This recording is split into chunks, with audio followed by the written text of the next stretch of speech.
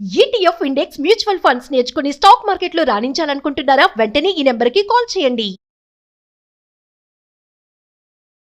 భావేన ముగ్ధచపలేన విలోకనేన మన్మానసే కిమపి చాపలముద్వహంతం లోలేన లోచనరసాయనమీక్షణేన లీలాకిచోరముపగూహితుముత్సుకోస్మి. భాగవత కథాసుధ 6వ భాగంలోకి వచ్చాం. శ్రీకృష్ణ లీలలు వింటున్నాం. మద్ది చెట్ల రూపంలో ఉన్న నలకూబర మణిగ్రీవులిద్దరికీ ఎలా శాప విమోచనం జరిగిందో విన్నాం. తర్వాత కథలోకి వెళ్దాం. అయితే ఏమైందట, ధాన్యానికి పళ్ళమ్మే ఒక స్త్రీ వచ్చిందట. అంటే ఎంత ధాన్యం ఇస్తే అంత ఆ డబ్బా నిండా ఒక డబ్బా నిండా ధాన్యం ఇస్తే ఆ డబ్బాడు పళ్ళు ఇస్తుందన్నమాట. ఈ కృష్ణుడు ఆమెను గమనించి ఏం చేశాడట, చిన్న చిన్న చేతులతో దోశల నిండా పట్టి ధాన్యం పట్టుకొచ్చాట. ఆమె ఆ చేతులు చూసి మురిసి చోట పడిపోయింది. నల్లని చక్కని సౌందర్యవంతుడైన పిల్లవాడు, వాడి ఎర్రని చేతులు పైగా ముద్దుగా పట్టుకొచ్చి ఇవ్వటం సంతోషపడి ఏం చేసిందట, పిల్లవాడి దోసిలి పట్టనన్ని పళ్ళు కృష్ణుడికి ఇచ్చిందట. కాసేపు అయ్యాక తల మీద ఉన్న గంప బరువులో తేడా తెలిసింది ఆమెకి. ఏమిటో గంప తేడాగా ఉందని చూస్తే అందులో కృష్ణుడు ఇచ్చిన 2 దోసెడు ధాన్యం లేదట. ధాన్యానికి బదులు గంప నిండా అమూల్యమైన రత్నాలున్నాయట.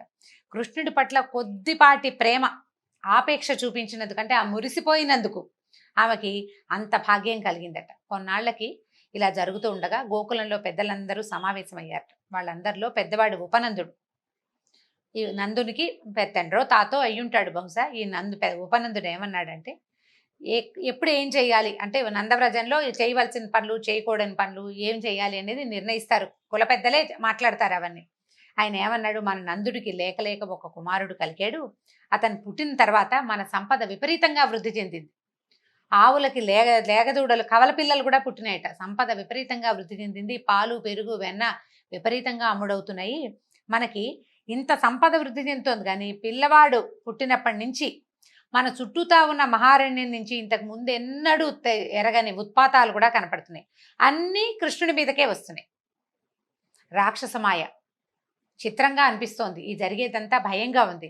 ఈ పూతన వచ్చింది, ఓ పెద్ద బండి దానంతటదే ఎగిరిపోయింది. సుడిగాలు వచ్చి రాక్షసుడు పిల్లని తీసుకెళ్లి కింద పడేశాడు. అంతలో ఈ మహావృక్షాలు ఏమిటో విరిగి పడిపోయినాయి. మనకి తెలియని కారణాలు ఏవో ఉన్నాయి, వాటి వల్లే ఆపదలు వచ్చి పడుతున్నాయి. అదృష్టవశాత్తు ఆపదల వెనకాలే దైవానుగ్రహం కూడా మనతో ఉంది కాబట్టి పిల్లాన్ని కాపాడుతోంది. మనము కాపాడబడుతున్నాం. ఇంతవరకు పిల్లాడికి కృష్ణుడికి ఏం కాలేదు, మనం అదృష్టవంతులం. అయితే ప్రతిసారి కాలం మనకు అనుకూలంగా ఉండదు. అదృష్టం అన్ని వేళలా కలిసి రాదు. కాబట్టి జరగకూడదు ఏదైనా జరిగే వరకు ఇక్కడ వేచి ఉండొద్దు. మనం తక్షణం ఈ ప్రాంతాన్ని వదిలిపెట్టి ఈ అరణ్యానికి దూరంగా వెళ్ళిపోదాం. దూరంగా వెళ్దాం అనుకున్నారు. కొంత దూరంలో యమునా తీరంలో బృందావనం అనే అరణ్యం ఉంది. అక్కడ గోవులకి మంచి మేత దొరుకుతుంది. మీరందరూ అంగీకరిస్తే ఈ రోజే ఇవాళ్లే తట్టాబుట్టా సామాన్లు సర్దుకుని వెళ్ళిపోదాం అన్నాడు. పెద్దవాడు చెప్పాడు, ఉత్పాతాలు ఎలాగూ ఉన్నాయి, పిల్లాడు ప్రతిసారి రక్షించబడుతున్నాడు, ముందు ముందు ఎలాంటివి జరగబోతాయో. పైగా మన మహారాజు అంత మంచి పేరున్నవాడు కాదు. అది భయమే. అతనికి నరరూప రాక్షసులు లాంటి అనుచరులు ఉన్నారని కూడా వీళ్ళకి తెలుసు. పైకి మాట్లాడటల్లా, ఎందుకంటే రాజుకి వ్యతిరేకంగా ఏదైనా మాట్లాడితే వెంటనే ఇక్కడున్న వాళ్ళలో ఎవరో ఒకళ్ళు అక్కడికి ఉప్పందించే అవకాశం ఉంది. అతని గూఢచారులు అంటే రాక్షసులు చాలామంది గూఢచారులుగా పనిచేస్తారు. అవి ఏ పక్షుల రూపంలోనో జంతువుల రూపంలోనే నందవ్రజంలో తిరుగుతూ ఈ మాటలు నీ మీద ఎగనెస్ట్గా మాట్లాడుకుంటున్నారు. వ్యతిరేకం అంటే రాచరికానికి వ్యతిరేకంగా రాజద్రోహం జరుగుతుంది అని అంటే ఈ వ్రజం మీదకి అతను ఎట్లా వస్తాడో తెలియదు. అందుకని పైకి మాట్లాడకపోయినా అందరి మనసుల్లోనూ రాజు పట్ల భయం ఉంది. అతను మనిషి కాదన్న ఒక అనుమానం ఉంది. దాంతో ఏమనుకున్నారు, సరేనని ఒప్పుకున్నారు. తమ తమ వస్తువులు ఇళ్ళు వాకిళ్ళు అన్నీ సర్దేసుకున్నారు. అన్ని బళ్ళకెత్తేశారు. అక్కడేమి మేడలు మిద్దెలు లేవు. అందరివి పెద్ద పెద్ద పాకలే, తాటాకుల ఇళ్ళే అన్నీను. పేడతోటి మట్టితోటి అలికిన గోడలే. అవి వదిలిపెట్టి ఇంకో చోట కట్టుకుంటారు. 4 రోజులు శ్రమ పడితే వాళ్ళ పని అయిపోతుంది. ప్రకృతికి దగ్గరగా ఉండే గృహాలు అంతే. అక్కడి నుంచి ఏం చేశారు, గోవులకి రక్షణ, బళ్ళకి రక్షణగా పురుషులంతా ధనుర్బాణాలు ధరించి తయారయ్యారు. అక్కడి నుంచి స్త్రీలు, చిన్నపిల్లలు, వృద్ధులు అందరూ బళ్ళకి ఎక్కారు. గోవులు మధ్యలో ఉంచుకున్నారు. అటు ఇటు మొత్తం చుట్టుపక్కలంతా బళ్ళుంచి ఆ బళ్ళ చుట్టూతా మగవాళ్ళు ధనుర్బాణాలు ధరించి రక్షణగా నడుస్తూ, అంటే అరణ్యంలో ఏ రకమైన ఉత్పాతము రాకుండా జాగ్రత్తగా బృందావనాన్ని చేరారు. అక్కడ బళ్ళని అర్ధచంద్రాకారంలో నిలబెట్టి అదే తాము నివసించబోయే గ్రామం అని నిశ్చయించుకున్నారు. బృందావనాన్ని, యమునా నదిని, యమునా నదీ తీరంలో ఉన్న గొప్ప గొప్ప చాలా పెద్దవైన సైకత తీరాలని అంటే ఇసుక తిన్నెల్ని, గోవర్ధన పర్వతాన్ని, సమీపంలోనే ఉన్న అందమైన అరణ్యాల్ని చూసి చాలా సంతోషించారు. బలరాముడికి కృష్ణుడికి మరీ ఆనందం. నీళ్లు కనపడితే పిల్లలకి అత్యధికమైన ఆనందంగా ఉంటుంది. లోపల అక్కడక్కడ చెరువులు ఉన్నాయి, చిన్న చిన్నవి మడుగులు లాంటివి. గోవులకి వాటికి నీళ్ళకి పచ్చికి ఏమీ ఇబ్బంది లేదు. పెద్ద గోవర్ధన పర్వతం ఉంది. పర్వతం నిండా చెట్లే. ఎంత వన్య సంపదో, చాలా ఆనందించారట. తర్వాత బృందావనంలో మెల్లిగా రోజులు ఇల్లు వాకిళ్ళు ఏర్పరచుకున్నారు. ఎవరి దారిని వాళ్ళు ఆనందంగా గడుస్తున్నాయి. బలరామకృష్ణులు పెరుగుతుంటే వాళ్ళకి తమ కులవృత్తి అయినటువంటి పశుపాలన్ని అలవాటు చేయాలని అనుకున్నారు. బలరాముడు వసుదేవుడి కుమారుడే గాని ఆయన ఎప్పటికి రాజ్యంలోకి వస్తాడో, ఎప్పుడు ఈ పిల్లాడికి రాజ్యం వస్తుందో తెలీదు. తమ పిల్లాడు ఎలాగో తమ పిల్లాడే కదా, తమకు పుట్టిన పిల్లవాడు తమ వృత్తే చెయ్యాలి. కాబట్టి ఏమనుకున్నారు, కుడి ఎడమగా దగ్గర దగ్గరగా ఒకే వయసు ఉన్న పిల్లల్ని ఒక 5-6 పట్టాడు. మొత్తం అందరి చుట్టుపక్కల అదే వయసున్న పిల్లలకి ఏం చేశాడు, చిన్న చిన్న లేగదూడలను అప్పచెప్పి లేగదూడలను మేపుకొచ్చే పని చెప్పాడు. పొద్దున్నే లేచి సద్దన్నే మూట కట్టుకుని ఓ బెత్తాలు తలా ఒక కర్ర పట్టుకుని దూడల్ని దగ్గరలో ఉన్నది, ఎక్కువ దూరం పంపేవాళ్ళు కాదు, చిటి పిల్లలు కదా అందరు చిన్న చిన్న పిల్లలు, అందుకని దగ్గరలో ఉన్న అడవికి తోలుకెళ్ళి సాయంత్రం వరకు మేపాలి. తర్వాత అన్ని దూడల్ని క్షేమంగా తీసుకురావాలి. వీళ్ళతో పాటు కొద్దిగా పెద్ద వయసు పిల్లల్ని కూడా అప్పచెప్పాడు. ఒకళ్ళిద్దరు పెద్ద పిల్లలు, మిగిలిన వాళ్ళు అటు ఇటుగా ఒకే వయసు పిల్లల్ని కొంతమందిని చేర్చాడనమాట. వీళ్ళకి హాయిగా ఉంది. ఈ ఇంట్లో ఉంటే అది ఎక్కద్దు, ఇది కొద్దు, ఇది పట్టుకోదు, ఇది లాగద్దు అని చంపుతారు అమ్మలు. హాయిగా అడవిలోకి వెళ్ళిపోతే ఏముంది, ఇప్పుడు పిల్లలు స్కూల్కి వెళ్ళడానికి ఇష్టపడ్డట్టు స్కూల్లో హాయిగా ఆడుకోవచ్చు. అందుకని వీళ్ళు అడవికి వెళ్ళి ఆ లేగదూడలతో తమ ఇష్టారాజ్యంగా ఆడుకోవచ్చని ఈ అబ్బాయిలిద్దరూ ఈ పనికి ఒప్పుకున్నారు. తర్వాత ఏమైందట, ఒకరోజు పిల్లలంతా ఆడుకుంటుంటే ఒక రాక్షసుడు వచ్చాడు. ఈ రాక్షసుడు ఎట్లా వచ్చాడంటే, వాడి పేరే వత్సాసురుడు. ఒక గోవత్సంగా మారిపోయాడు. చిన్న ఆవు దూడ రూపంలో దూడల మందలోకి చేరిపోయాడు. ఎవరికి తెలియకుండా అన్న అన్న చూడరా అని అన్నయ్యకి చూపించాడు. చూపించేసరికి బలరాముడు సరే పర్వాలేదు దీని సంగతి చూడాలనుకున్నారు. కృష్ణుడు ఏం చేశాడట, ఆటలో ఆడుకుంటూ ఆడుకుంటూ ఆ దూడల మందలోకి వెళ్ళాడు. వెళ్ళి ఏం చేశాడంటే, వెనక కాళ్ళు రెండు పట్టినట్టు ఈ దూడ చూడండి రా ఎంత బాగుందో అని అందరికీ చూపించాడు. అందరూ చూస్తుండగానే ఏం చేశాడు, ఈ వెనక కాళ్ళు రెండు పట్టుకుని వేగంగా గిర గిర గిర గిర తిప్పేశాడట. ఈ తిప్పుతూ ఉండగానే వాడి ప్రాణం ఎగిసిపోయింది, పట్టేశాడు. ఇంత గట్టి పట్టు, అది మామూలు చెయ్య. చూడ్డానికి ఎట్లా ఉంది, తామర మొగ్గల్లే లేత చెయ్యి. 5-6 సంవత్సరాల పిల్లవాడు, ఎంత బాలుడు, నల్లనివాడు, ఇంత చిన్న పిల్లవాడు, చక్కగా మిసమిసలాడుతూ ఉన్నాడు. అరిచేతులు తామర మొగ్గలలే ఉన్నాయి, ఎర్రటి అరిచేతులు. ఆ చేత్తో మొదట పట్టుకున్నప్పుడు మెత్తగా ఉంది, తర్వాత తెలిసింది అందులో వజ్రం కంటే కాఠిన్యం ఉంది ఆ చేతిలో. ఎందుకంటే దుష్ట శిక్షణ చేయటమే ఆ చేతికి తెలిసిన విద్య. ఈ పట్టిన పట్టుతోటి ఈ వెలగ చెట్టు ఒకటి ఉందట, పెద్దది నిండుగా పళ్ళు పండిన చెట్టు. ఆ వెలగ చెట్టుకేసి కొట్టేశాడు. కొట్టేసరికల్లా ఏమైంది, ప్రాణం పోయింది. ఈ తగిలినగానే వెంటనే అతని నిజ రూపం బయటపడింది. మరణించేసరికల్లా రాక్షసులకి నిజస్వరూపం వచ్చేసింది. అంతకుముందు వాళ్ళు కావాల్సిన ఇచ్చారూపధారులుగా ఉంటారు, కానీ మరణించంగానే వాళ్ళు మహాకాయం బయటపడుతుంది. అయ్యి వెలగ చెట్టుకి తగలటం దూడ రూపంలో తగలలేదు, ముందే ప్రాణం పోయింది. ఈయన చేతిలో ఉండగానే ఇక్కడి నుంచి అక్కడికి వెళ్లే లోపల ఈ మహాకాయం బయటపడి ఈ మొత్తం ఈ వెలగ చెట్టు మీద ఉన్న పళ్ళన్నీ కిందకి రాలిపోయినాయట. ఈ లేగదూడ రూపంలో వచ్చిన మహారాక్షసుణ్ణి, ఈ వత్సాసురుణ్ణి వధించినందుకు దేవతలు పైనుంచి పుష్పవృష్టి కురిపించారట. అంటే సన్నటి రవ్వగా వాన పడి ఉంటుంది, ఒక జల్లులాగా. పిల్లలు ఆనందిస్తారు చూడండి, చిన్న జల్లు పడేసరికి అంతలో ఆగిపోతుంది, అంతలో ఎండొచ్చేస్తుంది, ఓ పక్కన ఇంద్రధనుసు వస్తుంది, మహానందంగా ఉంటుంది, ఆహ్లాదకరమైన వాతావరణం వస్తుంది. అబ్బో అనుకున్నారు కుర్రాళ్ళందరూ, ఏమిటి ఆ దూడని భలే కొట్టాడు, కొడితే ఇలా అయిపోయింది ఏమిటి. వాళ్ళకి ఈ రాక్షసులు, ఈ కృష్ణుడు వాళ్ళని చూసినా బెదరకపోవటం ఈ మిగిలిన పిల్లలకి అలవాటైంది. రెండోది, ఈ 5-6 సంవత్సరాల పిల్లలకి పెద్దగా భయం ఏమీ తెలియదు, అదో పెద్ద విషయంగా చెప్పాలని తోచదు. వాళ్ళలో వాళ్ళే 5-6 చెప్పుకున్నాక ఇంటికి వెళ్ళి చెప్పేందుకు ఏమి ఉండదు ఇంకా వ్యవహారం. అక్కడి నుంచి ఒకరోజు ఏమైందట, ఈ గోపబాలురు మంచినీళ్ళు తాగించడానికి ఈ దూడలన్నింటినీ ఒక చెరువు దగ్గరికి తీసుకెళ్లారు. చెరువు దగ్గరికి వెళ్ళాక దూడలు నీళ్లు తాగాక వాటిని బయటికి తోలి వీళ్ళు కూడా చెరువులోకి దిగారు. వాళ్ళకి మంచినీళ్ళు తాగి బయటకు వస్తుంటే చెరువు గట్టున ఒక కొంగ కనపడిందట. మామూలుగా కొంగ ఎంత ఉంటుందో, చిన్న సైజు, చిన్నగా ఉంటుంది, పొడుగాటి కాళ్ళుండి ఇట్లా పైన శరీరం ఉన్నట్టు ఇంత పొడుగు ముక్కు, ఏదో కొంచెం చిత్రంగా ఉంటుంది. ఈ ఉన్న కొంగ చిన్నది కాదట, ఎంత పెద్దదోట, చాలా పెద్దది. ఇది చూసేసరికల్లా వీళ్ళు ఆశ్చర్యపోయారు. అది చూడు కృష్ణ కృష్ణ చూడు అని చూపించారు. బకుడు అనే ఒక రాక్షసుడట. వీడు కంసుడి మిత్రుడు, పూతనకి సోదరుడు. అయితే ఈ పిల్లలందరిలోకి విశేషంగా నాయకమణిలాగా కనపడుతున్నాడు కృష్ణుడు. నాయకమణిలాగా ఎందుకు కనబడుతున్నాడు? పిల్లలందరూ గోచీలు పెట్టుకున్నారు, అందరూ విశేషంగానే ఉంటారు. 5-6 పిల్లలందరూ ముచ్చట గొలుపుతూనే ఉంటారు. అందులో ఉన్న ఈ కృష్ణుడికి వాళ్ళ అమ్మకి ప్రత్యేకమైన ముద్దు పిల్లవాడంటే. ఈ నెత్తి మీద ఒక నెమలి పింఛం పెడుతుంది, దానికి ఒక ముత్యాల పేరు చుడుతుంది. ఈ తర్వాత ఏమో నడువుకి పసుపచ్చటి బట్టలు కడతారు. నల్లటి పిల్లాడు పచ్చటి బట్ట కట్టుకుంటే బాగా కనపడ్డు, చక్కగా కనిపిస్తాడు. అక్కడి నుంచి ఏం చేస్తాడు? ఇంత ఉప్పు పుయ్యి అని ఎంతసేపు మురళి ఊదే పని. అది ఊదటానికి ఇట్లా నడువులో దోపుకున్నాడు, ప్రత్యేకంగా కనపడుతున్నాడు. ఈ కనపడుతున్న పిల్లాడిని చూసి ఏం చేసిందట, అతనికి ఏమనిపించింది అంటే, ఒకవేళ కంసుడు వెతుకుతున్న పిల్లాడి వీడేనేమో, మిగిలిన పిల్లల కంటే భిన్నంగా ఉన్నాడు, పక్కనున్న పిల్లాడు భిన్నంగానే ఉన్నాడు, వాడు బంగారపు రంగులో మెరిసిపోతున్నాడు ఆ పిల్లడు, అయినా కూడా ఇతనేనేమో అని అనిపించి ఏం చేసిందట, గబగబా 4 అడుగుల్లో ముందుకు వచ్చేసి, సూదిగా ఉంటుంది కొంగ ముక్క, ఎలా ఉంటుంది, ఇలా పొడుగ్గా ఉంటుంది, కొస షార్ప్గా ఉంటుంది, పదునుగా. ఈ ముక్కు తెరిచి కృష్ణుడిని మింగబోయిందట. మిగిలిన పిల్లలందరూ కేకలు పెట్టారట, అయ్యో అయ్యో కృష్ణ కృష్ణ అని. ఈ కంగారు పడే వాళ్ళు అరుస్తూనే ఉన్నారు. ఈ కాస్త ఇది మింగేసింది, పిల్లని లోపల లాగేసింది. ఈ నోట్లోకి వెళ్ళిపోయేసరికల్లా లోపల కణకణలాడే నిప్పు కణికని మింగినట్టు అనిపించేస్తుంట దానికి. మన పెద్దగా అరిచింది. అది అరవాలంటే దానికి నోరేది, ముక్కు నోరు ఒకటే కదా. మళ్ళీ ఈ ముక్కు ఓపెన్ అయిపోయింది. ఓపెన్ అయిపోయి ఏం చేసింది, వెనక్కి వదిలిపెట్టేసింది. ఈ మింగిన పిల్లాన్ని వెనక్కి వదిలేసింది. వదిలేసేసరికల్లా ఈ బయటకు వచ్చి నుంచున్నాడు. మిగిలిన వాళ్ళంతా కొంచెం కేరింతలు కొట్టారు, పిల్లలు వచ్చేసాడు కృష్ణుడని.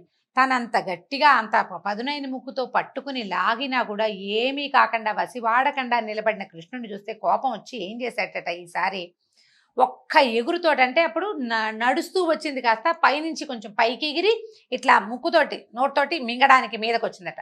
వచ్చేసరికల్లా ఈ మీదకి రాగానే కృష్ణుడు ఏం చేశాడు, వెంటనే మెరుపులాగా కదిలాడట.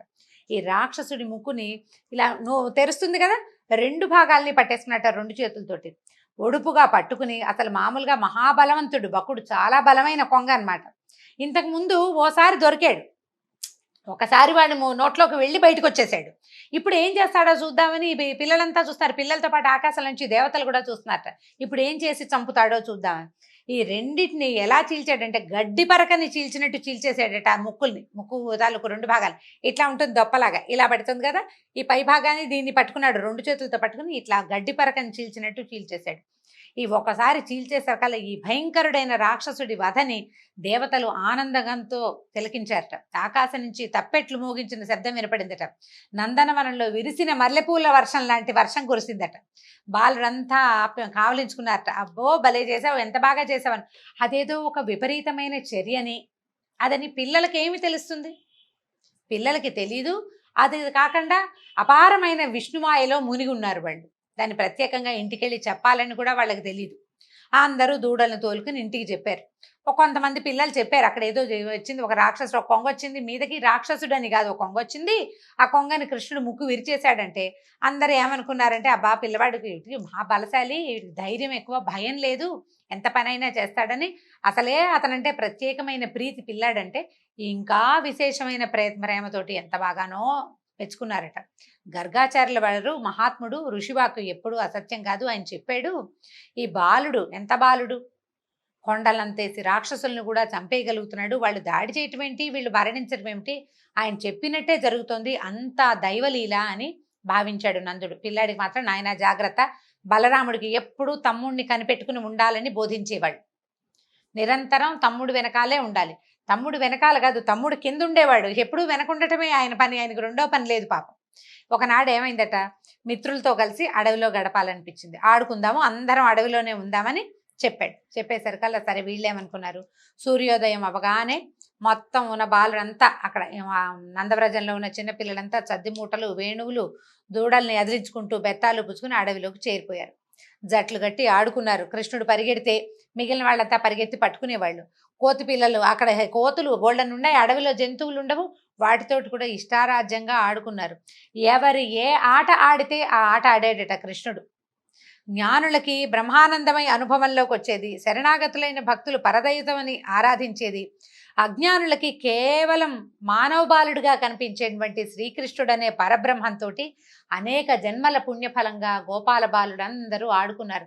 తమతోటి వాడే తమ వాడేనన్న భావంతో, భగవంతుడు అన్న భావన అంటే దూరం అయిపోతారు, ఆ భావన లేదక్కడ, మనవాడే మనతోటి వాడే, ఇక అట్లా పిచ్చాటలు పిల్లలు ఆడితే ఏముంది, చెట్లు ఎక్కుతారు, అవి ఎక్కుతారు, ఇవి ఎక్కుతారు, ఒకళ్ళ మీద ఉప్పెక్కుతారు, కృష్ణుడి మీద ఉప్పెక్కేవాడే ఒకడు, కృష్ణుడినే ఉప్పెక్కించుకునేవాడు ఇంకొకడు. పిచ్చి ఆటలు ఆడేసుకున్నారు, రోజంతా ఆడుకున్నారట. ఇంతలో అఘాసురుడైనే ఒక రాక్షసుడు వచ్చాడట. వాడు ఎంత భయంకరుడంటే వాడి అమృతం సేవించిన దేవతలకి కూడా వాడంటే భయమేనట. అయితే వీడు పూతనకి బకాసురుడికి సోదరుడు. పూతన నందవ్రజంలోనే మరణించిందని తెలుసు అతనికి. అయితే ఎప్పుడైతే ఇక్కడ జరిగింది, బకాసురుడు మరణించాడని వార్తుంది, నందవ్రజానికి వెళ్ళమని కంసుడు కూడా అతనికి చెప్పాడు. అంతమంది పిల్లలు ఆడుకుంటూ ఉంటే ఒళ్ళు మండిందట, కడుపు మండిందనమాట రాక్షసుడికి. మిగిలిన వాళ్ళకంటే ప్రత్యేకంగా ఉన్న కృష్ణుడు కనిపించాడు. సో నా సోదరుణ్ణి వీళ్ళిద్దరిని చంపినవాడు ఈ పిల్లాడే అయ్యుంటాడు. చనిపోయిన వాళ్ళ ప్రీతి కోసం వీళ్ళందరినీ ఒకేసారి మింగేస్తాననుకున్నాడు. చనిపోయిన రాక్షసులు ఇంకా కొంతమంది పోయారు. ఆ తృణావర్తుడు, శకటాసురుడు వీళ్ళంతా పోయారు. వాళ్ళ ప్రీతి కోసం ఏం చేశాడు, ఈ నోరంతా తెరిచి పెద్ద కొండ చిలువగా మారిపోయాడట. మొత్తం అడవంతా కొండ చిలువ శరీరమే ఉంది. నోరు తెరుచుకుని కూర్చున్నాడు. కూర్చునేసరికల్లా ఇది అది ఎంత పొడుగో, 2 క్రోసుల పొడుగుట, కొండంత లావు. పిల్లల దగ్గరికి వచ్చేసరికల్లా నోరు తెరిచింది. విశాలమైన రాజమార్గంలాగా కనపడుతుంది ఆ నోరు. పాము కదలకుండా ఉంది. అయితే వీళ్ళేమనుకున్నారు, అదేమిటో భలేగా ఉంది, అదేదో కొండగా భావించారు. అది సర్పం అని వాళ్ళకి అర్థం కాలేదు. ఏమనుకున్నారంటే ఇది నోరు తెరిచిన కొండ చిలువలాగా కనపడుతోంది, ఈ కొండ అని భావించారు. దాని పర్వతం అనుకున్నారు. సరే ఇంత పెద్ద పాము ఉంటుందా, ఇదేదో కొండలో ఏర్పడిన గుహ అని చెప్పి ఏమనుకున్నారు, ఈ ముందు పాము నాలిక బయటికి లోపలికి సన్నగా కదులుతూ ఉంటుంది. దాని గాలి విడుస్తుంటే ఏడుస్తోందట. వీళ్ళు ఏమనుకున్నారు, అడవిలో ఏదో కార్చిచ్చుంది, ఏ పక్కనో ఎక్కడి నుంచో వెచ్చటి గాలి తగులుతుందని భావించారు. చిన్నపిల్లలు వాళ్ళకి ఏం తెలుస్తుంది పాపం. సరే ఏమనుకున్నారు, ఈ గుహలా కనపడుతున్నటువంటి సర్పం నోట్లోకి వెళ్దామనిపించింది. మళ్ళీ అనుమానం వచ్చింది, ఒకవేళ గుహ కాకుండా ఇది నిజంగానే ఏ రాకాసి కొండ చిలువ అయితే ఏం చేద్దాం అని భావించి వాళ్ళలో ఒకడన్నట్ట, మనకేం భయం రా, రాకాసి పూతాన్ని చంపేశాడు, బకాసుడిని చంపేసిన కృష్ణుడు మనతోటి ఉంటే మనకేం భయం, మనకే భయం లేదనుకుని చూద్దామనుకున్నారు. అయితే వీళ్ళ ఆలోచనలు కృష్ణుడికి తెలుసు. వాళ్ళు ఎవరెవరు మనసుల్లో ఏమనుకుంటారో, మనసుల లోపల ఎవరున్నారు, వ్యక్తుల లోపల ఉన్నవాడే భగవంతుడు. మన లోపల పెరిగే దీపమే భగవంతుడు. మనం ఎవరికి చెప్పకపోయినా లోపల వాడికి తెలిసిపోతుంది. ఆయనకి తెలుసు కృష్ణమూర్తికి ఈ సంగతి ఏమిటి, వీళ్ళు ఏమేమి ఆలోచించుకుంటున్నారు అని. ఈ బాలుళ్ళకి రాక్షస మాయ తెలియట్లేదు, ఇది రాక్షసుడని అర్థం కాలేదు. వాళ్ళకి తెలిసిందేమిటి, కృష్ణుడు ఉన్నాడు, మనకేం భయం లేదు, ఒకవేళ ఏదైనా అయితే కృష్ణుడు చూసుకుంటాడు అని నిశ్చింతగా ఉండటమే వాళ్ళకి అదే తెలుసు. అంటే భగవంతుడు కూడా మనం భగవద్గీతలో వింటాం, అనన్యాశ్చింతయంతో మాం ఏ జనా పర్యుపాసతే తేషాం నిత్యాభియుక్తానాం యోగక్షేమం వహామ్యహం అన్నాడు. అంటే నన్నే నమ్ము, నన్ను నమ్మండి, నన్ను ఎవడైతే నమ్ముతాడో, వేరే చింత లేక నన్ను నమ్మేవాడికి వాడి యోగక్షేమాలు నేను తప్పకుండా చూస్తానన్నాడు. భగవద్గీత పెద్దవాడయ్యాక కురుక్షేత్రంలో చెప్పాడు. కానీ ఈ పసిబాలుడందరికీ కృష్ణుడున్నాడు, మనకి వీడే దిక్కని భావించారు. అతను ఉన్నాడు, ఆయనే చూసుకుంటాడని ఆ కొండలాగా కనపడుతున్నటువంటి సర్పం నోట్లోకి ప్రవేశించేశారు. వాళ్ళందరూ వెళ్తున్నారు ఒక్కొక్కళ్ళు లోపలికి. వీళ్ళేం చేశారు, దూడలతో సహా లోపలికి వెళ్ళడం మొదలుపెట్టారు. వాళ్ళందరినీ మింగేయాలనుంది వాడికి, కానీ బయట నుంచున్న కృష్ణుడు రావటం లేదు. కృష్ణుడు రావటం లేదని చూస్తున్నాడు.